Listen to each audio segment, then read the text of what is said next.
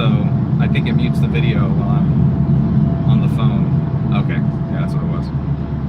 My stepdad called me.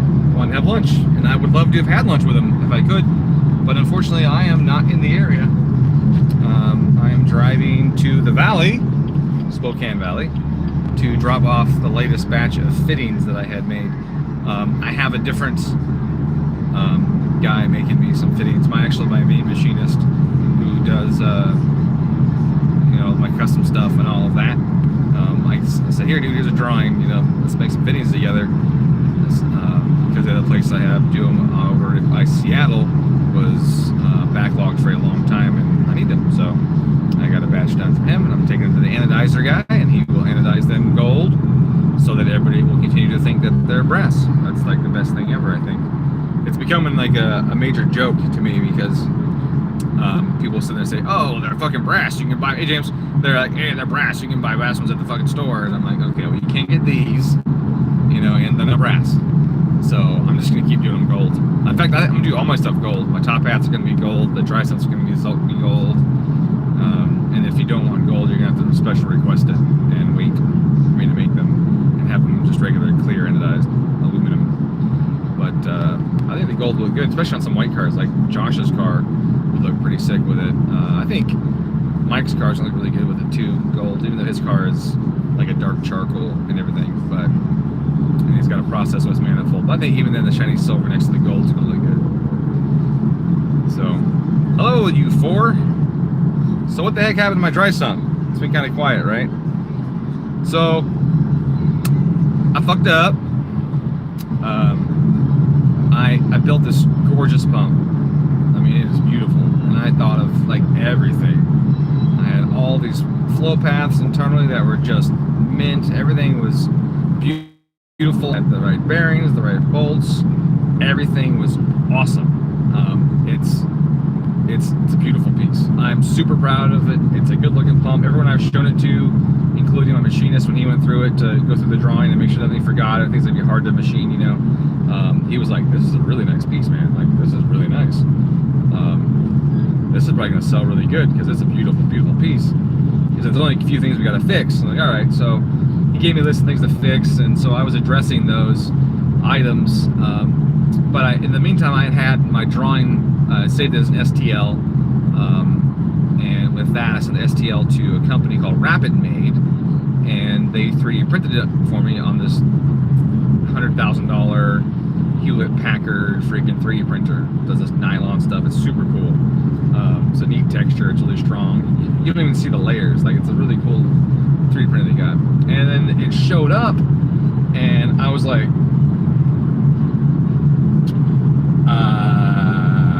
this thing's really small. And I'd bought a bunch of hardware for it already too, like box hardware started showing up and everything. And I pulled this bolt out, I'm like, this is really small. What the fuck did I do? Yeah, so I made it too fucking small. The calculations for the oil pump gear that's in there, that setup, it would flow enough oil. The issue is two things. One, not enough room for the fittings next to each other. Like, they fit next to each other, but you couldn't get a wrench on, you know, a socket on one. You have to use a wrench and it'd be kind of tight, and so there's no tool room in there. That was a mistake. And the scavenge chambers, I'm not convinced would flow enough. So that kind of sucked. So I started over. But also, there was another thing about it. I didn't like that I had gone for the same old, same old. Like, every dry sump on the market that I'm aware of uses a regular spur gear oil pump. Now, if you know what spur gear is, just think of any gear that you've seen that's probably a spur gear. There's helical style, and there's, you know, straight cuts and everything else. But if you've seen a gear of a transmission, or you've seen a gear in, you know, almost anything, it's almost always a spur gear. And many people use spur gears to move fluids. A lot of pumps use spur gears for fluids. Spur gears are cheap to make, relatively. They're cheap to make. They're easy to assemble. The spur gear pump can have some, you know, little extra room in there, and it'll still push plenty of fluid and that kind of stuff. But they're not that efficient. They're not very efficient. And there isn't a manufacturer right now that has a production engine that uses a spur gear for an oil pump. And so I sat to myself and I said, Dominic, I said, self, what are you doing? What are you doing? Right? Like, you don't do that. You don't do what everybody else does. When have I ever done that? Never, right? And so I sat there and it was keeping me up at night, and my pump was done. I mean, my 3-lobe rotor was unique. You know, a few things about the way I did stuff in the pump were really unique, and I liked that, the innovation that I had in some of that. But when it came down to it, my gear was the same as everybody else's, and I was just like, I can't do that. I can't do that knowing that there's a more effective, more efficient option out there. And so I scrapped it. I didn't hit delete, but it feels like I hit delete. So now I have this perfect little 3D model of 2 weeks of wasted time. No, it wasn't totally wasted because I learned a lot of stuff doing that one. I went through so many bearing catalogs and everything. I learned almost all of SKF's nomenclature for all their bearings and their seals. And, you know, now I'm designing something like, oh, you know what? This 61-802 is too small. Let's try the 804 and see if that works. So the 805 is too big. Let's go with 804. Or, you know, like I can identify, go, drive that thing. There you go, Jesus. All right. Poor car. Poor lady in that car. Don't know what's going on.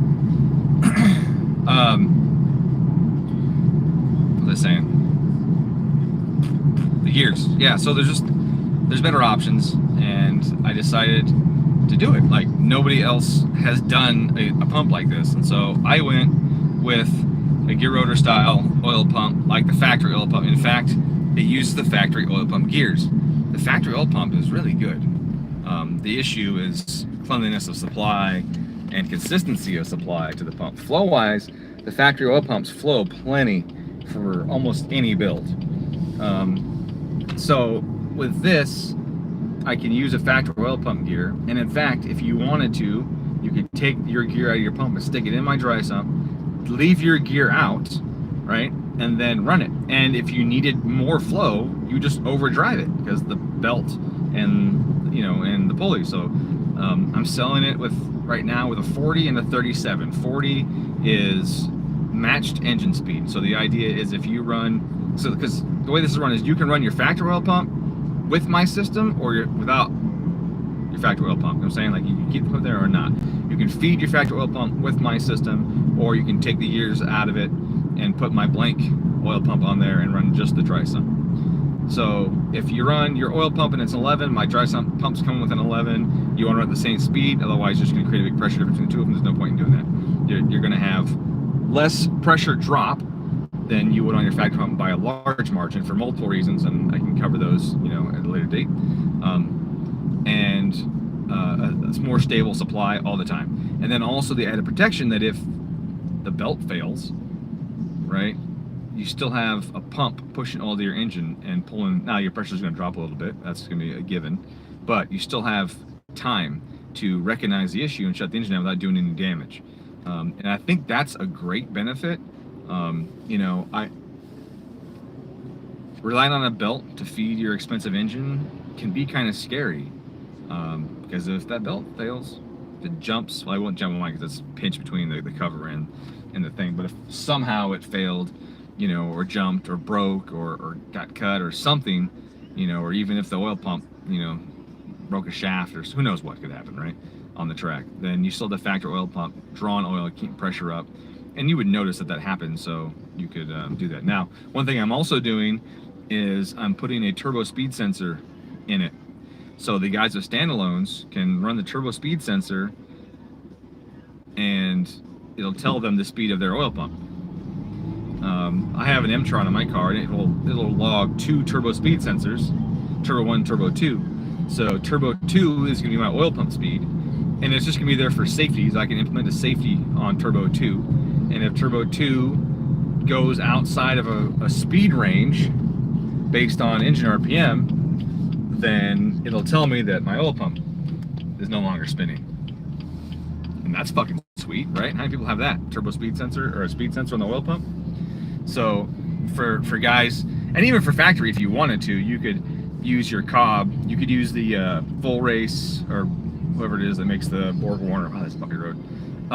Turbo speed sends 0 to 5 output. You can have that 0 to 5 output fed to your factory ECU and then log it as a parameter, and have oil pump speed. And if you see an issue with it, you have to watch it. Obviously, that'd be weird. But if you felt something funny, you look up and see that the voltage is now 1 or 0 and it should be 3 or 4, then you know that your pump is slowed down. So it's going to have a pump speed indicator. That's fucking cool. It's going to use factory style gears, which are really good gears. It's called a Megafloyd. It's got a pressure angle. It's like a hybrid between a cycloid gear rotor and a spur gear, because I have a pressure thing. So it's pretty cool. It's a good gear. It's a really good gear. And it's just a bummer that it's in a housing that's restrictive. The factory oil pump housing has issues. Am I coming through okay? I went to an area, I don't know if I have good signal. The factory oil pump housing has issues because the bends are really tight and there's just a lot of restriction in there. So with mine, I have a huge plenum that feeds the gears going in and out very smooth. It's got a tapered floor to maintain velocity of the oil across the whole gear. It's really good. So with nothing changed, just the factory oil pump gear in my housing would flow more and provide better and more stable flow, way less likely to cavitate. It has a lot fewer shorter bends and everything, or tighter bends than the factory one and everything. So overall, it's going to be a huge upgrade as it is. If it was just that housing on the oil pump, would be an upgrade. So that, combined with the ability to drive it faster if you need to overdrive it, gives you freedom to do what you couldn't do before. Do you work on big block Fords? I'm going to add some questions now, so now that I'm parked. Do you work on big block Fords? Not usually. Not many of them have standalones, and I don't have any of my carb shit anymore. I don't have any of my manometers or jets or any of my other kits for doing carb stuff anymore, so I have to acquire all that if I want to. Negative side of a big pump, like a 12 mil per stock engine. Okay, so there's a lot of negative sides, especially in the factory location, and that's the key, right? You can run a big pump if you want, an external one if you have an external regulator and it doesn't circulate oil back to the suction again, if it goes into the tank or something, like a dry sump would in this situation. The problem with a big pump is that, first off, more flow than you need has zero benefits. It only has drawbacks. More flow than you need increases oil heating, and that's never good. It increases oil shear, breaks your oil down faster. It increases aeration. It increases the likelihood of cavitation. It just causes all kinds of problems. Like, you shouldn't need that much oil flow, and if you ever run more than you actually need, then that's a little bit of a problem. So especially in the factory oil pumps in most makes and models, because they have relief valves that the oil pressure regulator, just relief valves, what it really is, but they're internal to the pump, and so they open from the discharge of the pump and then go back to the intake again. So there's always some oil circulating in there, and that's what increases all that shear, that heating, aeration, and that kind of stuff. And I think this oil now, the same slug could very well be sitting in there circulating around. Yeah, it's mixing with fresher stuff and discharging, but you can always have you're prematurely wearing the oil. And if you have aeration issues, that means you're supplying air to the bearings. Bubbly oil is almost as bad as no oil. Bubbly oil, the air compresses, right? The whole point of oil is to provide a non-compressible, slippery wedge between the 2 points, the journal and the bearing, okay? So now, if I put air in there, that air compresses, contact can happen, right? The oil is no longer incompressible because it has so much oil or so much air and bubbles in it that it compresses and you get contact. So bubbly aerated oil is almost as bad as no oil at all, because there's no way for it to maintain a hydrodynamic wedge between those two surfaces, and then shit's whack, right? It's wasted. So it's really important that we don't have aerated oil, and Subarus unfortunately get them. And I've had guys that have destroyed perfectly good engines in 10 to 12 hours of operation by running a 12 mil pump on an engine that only needed a 9 or a 10. The bearings are just absolutely hammered because they just got aerated, you know. And if you manage to somehow force all this oil through the engine, if you did that, right? If you did force all this extra oil through the engine, where's it going? It goes into the heads, it goes in the invert, and then it runs down the block again, and it's exposed. It's cycling more. It's exposed to more air. It's exposed to more pistons and rods, slosh rounds. Exposed to more camshafts, and it's getting more air jammed in it again. So you're pumping tons of oil and you're aerating the shit out of it, right? And you don't want that. You want clean, steady flow of oil with no air in it so that you can maintain that wedge. So like a lot of really high-end motors only have like 20 to 30 pounds of oil pressure at redline, right? And it's because the amount of oil that's needed is being supplied and they're not overdoing it. Now in the Subaru you couldn't get away with that only because the leakage is so great that you need high pressure at the mains because you're losing so much oil around the mains and everywhere else. You need the extra pressure to as an indicator of how much flow you got. Now, that being said, do you need 80 pounds? No, you don't need 80 pounds. And if your oil pressure is low for the right reasons, then low oil pressure is great. You know, like you use less horsepower to make it, so you lose less. I mean, it's right there on the crankshaft, right? Right on the crankshaft, you turn this oil pump and it's sucking up horsepower. So pushing more than you need is detrimental to you in lots of ways. I don't know if you guys ever watch EFI University. They did their Project Spinal Tap. That thing's only got 23 pounds of oil pressure. Maybe it's 25.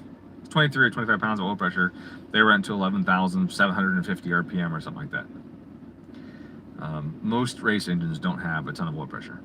Most professional high-dollar race engines don't have a ton of oil pressure, right? Because they have the budgets to ensure that everything is made correctly. Shit, old motors used to have no oil pressure. They used to have little scoopers that came down with scoop oil, and this little thing on the rod would scoop oil and feed it to the rod bearing, which is usually made of leather or wood.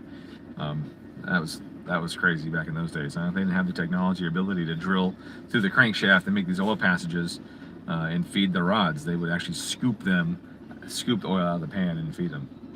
So it doesn't take a lot of oil pressure at the rod itself to lubricate well enough to keep from hurting things. It's just that if you don't get the oil to the rod, then you're screwed up. Or if you put too much air in the oil, then the air compresses and the oil can't protect the engine anymore. So having too big of a pump is a bad deal. Bad deal. I had an airplane guy too when we were doing airplanes. He ran a 12 mil pump on his airplane engine. He spun all the bearings on the engine in no time. And then we built it for him and said, don't do that again. Gave him a 10 mil pump with a shim in it, and then he flew for 2,000 hours. So, yeah, they're bad. They're bad, bad, bad. Stop it.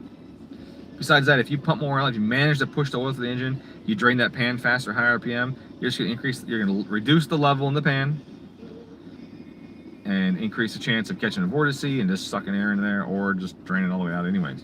So don't do that shit.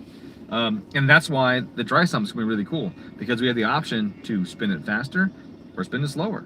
You can get your oil pressure and tune it to where you want it by spinning it faster or slower. Because oil pressure should not be the job of the regulator, which is just a relief, like I said. It shouldn't be the job of the regulator, it should be the pump. The pump sized correctly to give you the correct oil pressure. So, what's my update? My update is that my pump is under a complete redesign, but this version is almost done.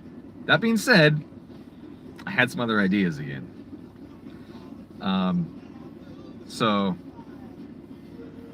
it could change again, but it would be a small change. It'd be a small change. But almost everything I've done so far would be the same.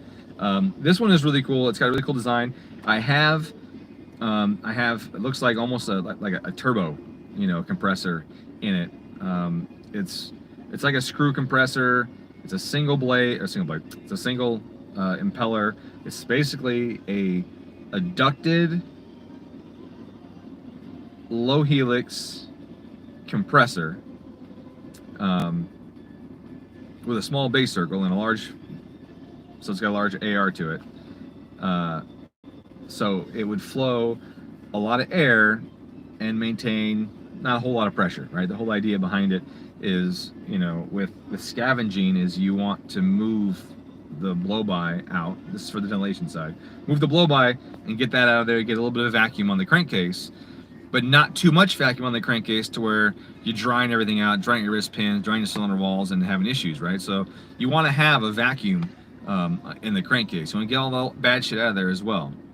Now, how do you do that and have this blade spin really fast and then throw oil at it, right? So it has a cyclonic aero separator built into it, and the drain of the separator goes to another much smaller spur gear pump. Now that spur gear pump is actually the overdrive for the turbine or compressor. So I repurposed the overdrive for the compressor to also act as a scavenge pump for the aero separator built into the dry sump. And I'm really excited about that, because when I had that idea, I was like, holy shit, this will fucking work and it'll be awesome. So it's technically 4 stages.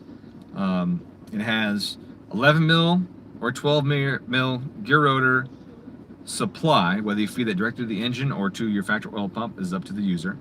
Then it has another one identical to it to act as the main oil scavenging out of the bottom of the engine, turbo drains or whatever. Then it has the overdrive, which is the transmission essentially, that transmits or multiplies the shaft speed to the turbine, and that is in a special housing that lets it function as an oil pump, and it draws oil out of the aero separator. And then you have the air pump that's responsible for almost all the blow-by gases, and it's higher in the housing at the top of the cyclonic separator. It's got some stuff on it, and it'll ingest some oil vapor and that kind of stuff, and that's going to happen. That's not a big deal. But the idea was to minimize how much big, heavy slugs of oil get to it by providing it with a scavenging pump, its own scavenging pump. So then you would have 4 exits and 3 goes-insies into the pump. So tank to pump, pump to engine, sump to pump, pump to tank, and then all your blow-by hoses to the big turbine, and which is split between that and the little gear pump that pumps out of the separator. So it's pretty neat. It's pretty neat. I have some animations on it too that I sit there and hit play every now and then and just go, it's so cool, I made that, right? That's always a good feeling when you make something that can actually work.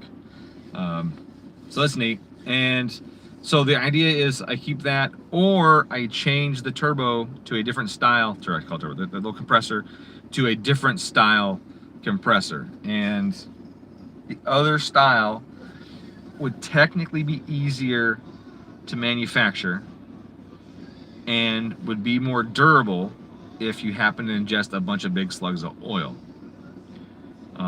And it'd be quieter because the little turbine thing might have a little bit of whooshy sounds to it. So it has those advantages, but I don't think it would have quite the flow rate that this has. And the other style also would provide a much higher pressure ratio, which I don't want. I don't want a high pressure ratio because I'm not trying to suck 80 pounds of vacuum, right? I'm not trying to draw a perfect vacuum in the crankcase. So my design right now provides you some regulation because it's not positive displacement, it's more of a centrifugal style. And so centrifugal compressors accept throttling really well, whereas positive displacement compressors don't accept throttling. Pressure goes up immediately. You throttle the outlet, pressure goes up dramatically and proportional to the flow rate. Whereas a centrifugal style, as you throttle shut the outlet, the flow drops and the pressure is not a linear relationship, and so they accept that throttling effect. And also they're more friendly to routing, right? Like you route something in a kind of a funky way, it's not going to pull so much vacuum it's going to suck a hose flat or something. And so it's important, I think, in that regard for something like that to be used to help make it better for you guys, the users of the pump. So any more questions on that real quick? Let me check. 1995 F350 with a 7.5 to 460. Oh yeah. Would you need to add a bigger oil cooler? Oil cooling is all about the heat load on the oil itself. So if you have so much heat load that the oil's hot, then you need a bigger cooler. Right? The pump itself can add heat, right? And so if you ran a 12, you could heat the oil more, you might need more oil cooler. You know, it all depends on what load you have. Now, that being said, Subaru makes the engines so that you can track them, and the oil cooler is supposed to help out quite a bit. At the factory horsepower level, it's almost always enough. So a bigger one because of 12 mil. I don't know if you need because of 12 mil, but still. Can we say best and first benefit of dry sump is no air bubbles in the oil? Yeah, that's the biggest thing that I'm saying. With the dry sump, you have an external oil tank with a separator in it as well, and you feed the oil and vapors to it, they separate, and you have mostly a debubbled source of oil at the bottom. And you do it with a few baffle screens on the way down too. As the oil goes down, bubbles cling to things, and it helps keep them, you know, at the top, and minimize the amount of oil getting into the air getting into the oil. Series 205 of the car wanted to stall when stabbing the throttle reverse, then accelerate in first. RPM offset versus TPS. Series 2. Let me think about the tables they have there. Okay, so there should be some rolling idle tables or in-gear tables or other things. So you need to make sure that you have a few extra % duty cycle on the idle control for when the car is rolling, because you need to compensate for things like the power steering when you turn the wheel, and changes in load while you're trying to drive the car. And it's good to have some extra duty cycle there. You gotta make sure your thresholds are set high enough that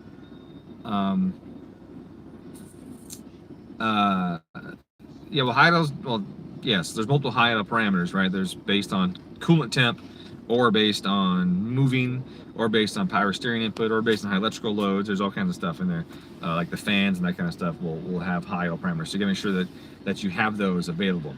And then when you do that, log it and see what your timing is. See if you're popping from the main map to the idle map and back and forth. You should have timing based on idle error. It should be functional. If it's not, if it's just zeroed across, then you're hurting yourself.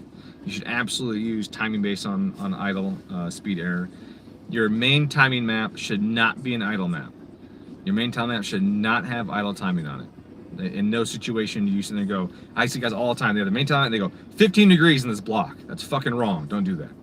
It should be 20 something degrees, right? That map should be close to MBT, you know, for all the load cells on it. And then in idle control, you have idle parameters. You have idle timing. And so sometimes what I do with AM, if it doesn't have a specific idle timing map, I will use a zero throttle timing table. And the zero throttle timing table would be your idle timing of, say, 15 degrees or 14 degrees. And then you have your idle error table, which is a pretty steep curve that compensates for overrun and underrun and adds timing. So always default to lower timing and idle airflow for idle, because if idle drops, you can very quickly add timing. You can add timing and increase torque instantaneously. I mean, you know, the PID controls for idle speed and everything else, you know, they're reading that multiple times a second. Timing can be changed way faster than air can be increased. So give it the air and give it the fuel that it needs to make more torque than you need for it to idle, and keep the timing low so it makes that lower torque.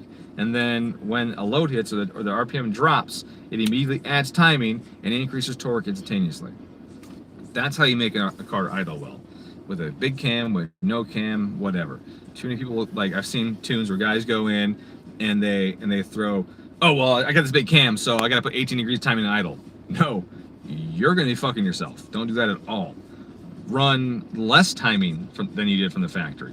If the factory was 15, run 13 or 14, okay, at idle. And then use your idle error ignition control to provide that increase in torque or decrease in torque as needed.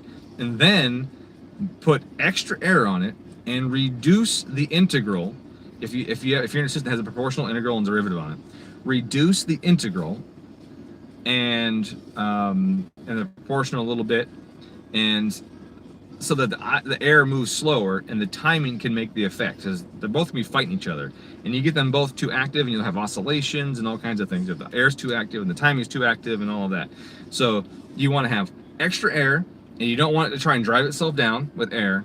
You want to have extra air, and you want to have low timing, so that when it drops, boom, timing can go up instantly. Otherwise, what are you waiting for? Otherwise, if you already have all the time, if you're already MBT, right, at idle, the only way the engine's gonna get more power is if you add more air. Well, air has mass.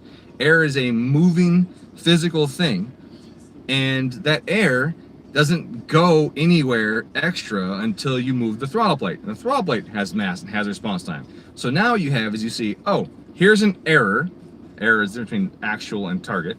Here's an error. I must now create a response. I will send a signal to my throttle. The throttle plate has to physically move, right? Has to physically move, which takes time. And then the air has to respond to that new difference in pressure and accelerate to get down the track and into the engine. Which do you think is faster? Adding 5 degrees of timing instantaneously, or waiting for all that shit to happen? And it's timing every time. So less initial timing than normal, more initial air, and then more action on the PID for the idle speed. And if it's just a table that's error based on plus or minus, like most AMs, then you're gonna have it like from 0 to 25 on both sides. It's gonna be pretty flat.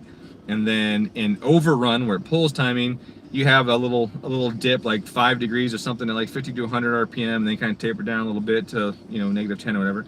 But then in underrun, you have a much larger jump. You jump up 8 degrees by 50, 100 RPM, something like that, so that it very aggressively adds timing. As soon as RPM drops, it pushes the timing up. And if you find that it's overshooting too far, you can choose to either reduce more timing with the high idle or knock down that bump a little bit. But having a faster bump to add instant torque is very useful and often desirable, so you can, the idle will go and stop, right?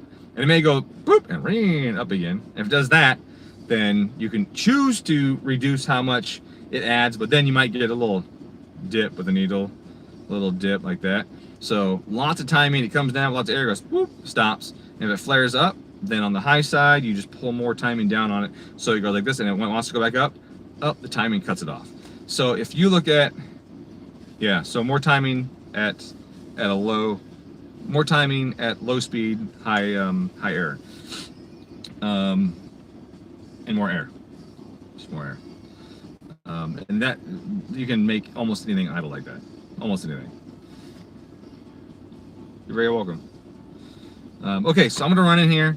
I'm gonna go into the shop.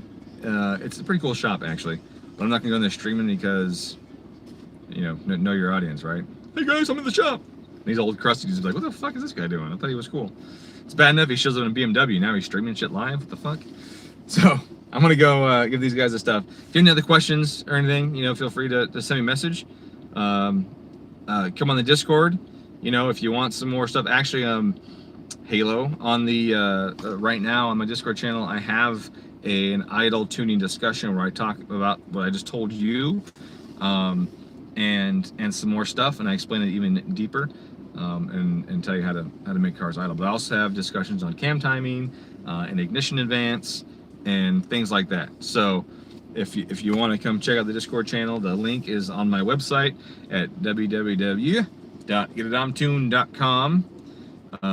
You click on shop, which takes you to my web store, and then under electronics and utility and something else, you can find the subscription from a Discord service, and in that description is the link for the Discord. Now the tuning discussions are locked unless you pay the subscription, but there's like 12 other channels you can come in with engine building and motor building and ask some pretty generic questions and stuff. And if it's too in depth, then I say, hey man, you gotta buy the subscription, and we can talk about it in the tuning sections so everybody can learn from it. But if it's some general shit, then we just talk about it. And plus, other guys are always there to help, so everyone in there is always there. Are you in there, James? I don't remember seeing your name. I don't remember you paying for a subscription either.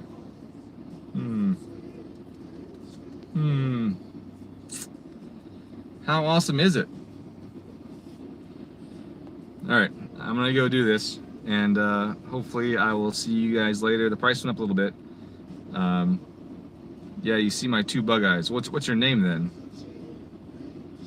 Well, obviously it's different, but what is it?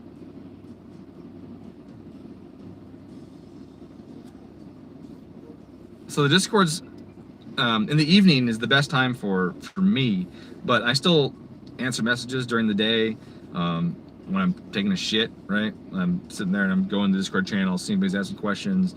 So, you know, we got discussion in there about, you know, home audio and car builds, and there's a meme section, we tell jokes and stupid shit like that. There's, you know, all kinds of stuff. So, you know, anytime's the time to be there if you wanted to. Yeah, I don't remember that screen name. Yes, I think it does, because I never finished that lesson. I started getting a bunch of questions in my actual email about idle control, and so I said, you know what? I'm just gonna start doing that. So I skipped that lesson a little bit and went into the idle control stuff. I still want to add more to the turbo stuff because it's still pretty generic.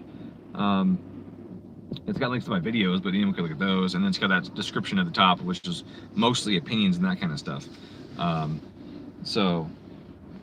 I definitely wanted to improve that some, but the tuning discussion channel is there. So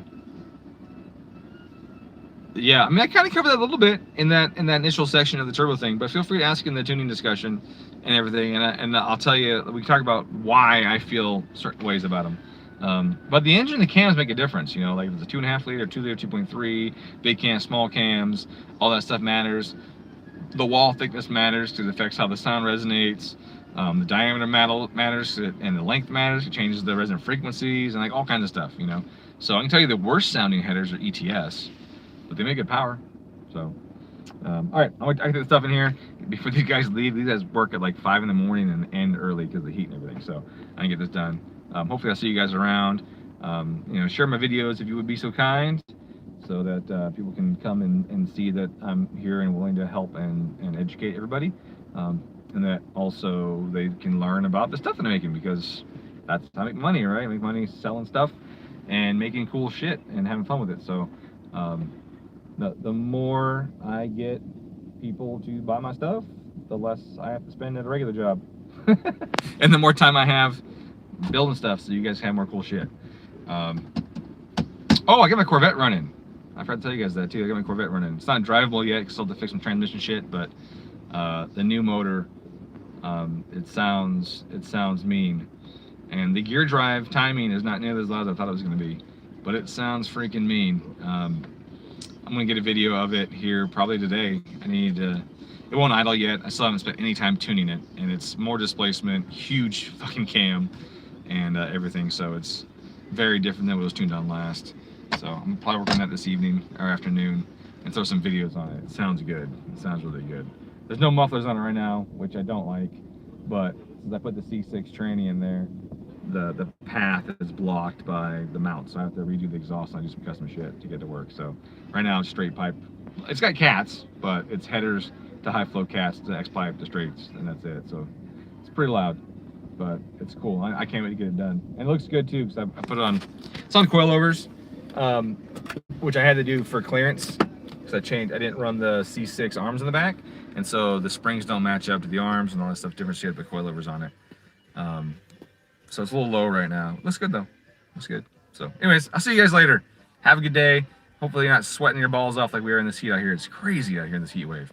So have a good day, and I'll see you around. Thanks.